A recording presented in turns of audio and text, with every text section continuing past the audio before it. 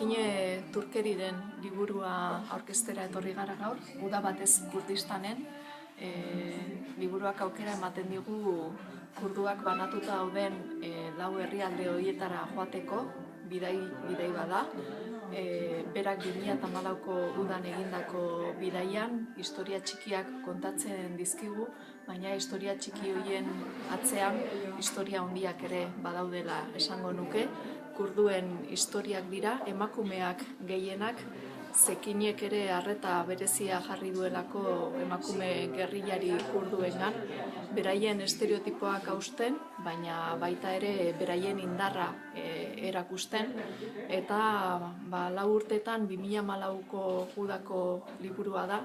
4 urtetan zeharo aldatu da egoera, bai Turkiaren, Iraken eta Siriaren menpeko Kurdistanen, baina hala ere esan genezake gaurkotasuna galtzen ez duen liburua dela, eta Rojaban une horretan adibidez ari ziren iraultza bat egiten.